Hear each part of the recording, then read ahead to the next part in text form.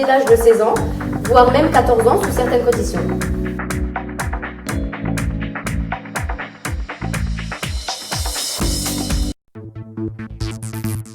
Alors, en ce qui concerne le salaire, il faut savoir donc que c'est 80% du SMIC pour les jeunes de 16 ans et 90% du SMIC pour les jeunes de 17 ans.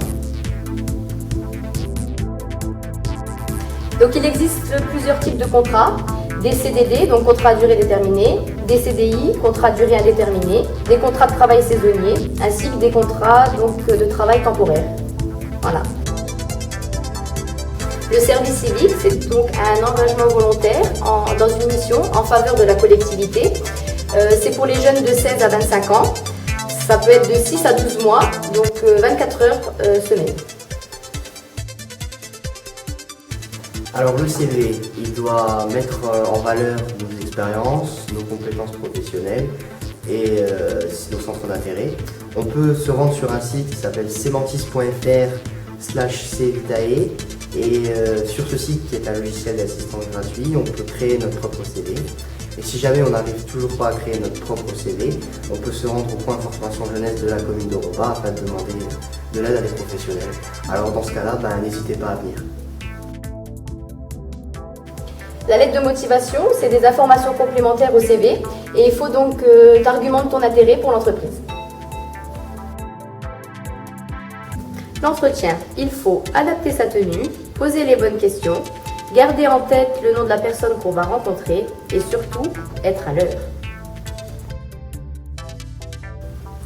Dans les secteurs qui recrutent pour les jeunes de moins de 18 ans, donc il y a l'animation, l'agriculture, l'événementiel et les services à la personne comme le babysitting ou les gardes d'animaux.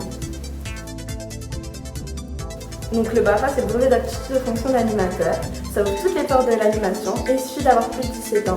Ensuite, on peut demander quelques financements possibles. Donc, travailler à l'étranger, c'est une nouvelle possibilité de travail. C'est travailler dans des domaines qui sont différents, qui sont variés. On peut travailler dans l'hôtellerie, on peut travailler pour pour aider les gens à travailler dans les champs, pour les travail au pair. Il y a plein de sites qui sont renseignés pour donner des petites infos et des petites astuces, notamment sur les logements, les transports. On peut trouver beaucoup de choses sur internet pour nous donner un coup de main pour aller travailler à l'étranger et c'est vraiment quelque chose à faire. C'est vraiment une expérience en plus. Les chantiers de bénévoles. Donc tu es nourri, logé. C'est une vie communautaire en échange d'un travail. Et néanmoins, donc il y a une participation qui te sera demandée. Et il y a une partie donc le voyage, tout ça sera à ta charge. Donc tu peux faire valoir tes droits. On a les mêmes droits et les mêmes devoirs que les autres salariés. Donc l'inspection du travail, les conseils des prud'hommes, les délégués du personnel, les syndicats des salariés, ils sont là pour nous aider à défendre nos droits. Donc comment chercher un job? Donc on peut servir des réseaux professionnels comme la mission locale, le pôle emploi, le CROUS, le CLOUS, la FIGE et le point formation jeunesse.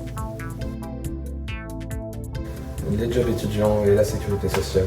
Si vous travaillez 60 heures par mois ou 120 heures par trimestre, vous aurez le droit à la sécurité sociale en tant que salarié et non en tant qu'étudiant.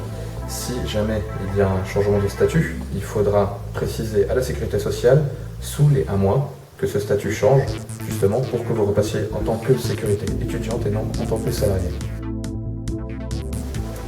Alors viens avec nous. Alors n'hésite pas et bouge-toi. Le job été, c'est une bonne expérience pour ton avenir. Allez, venez!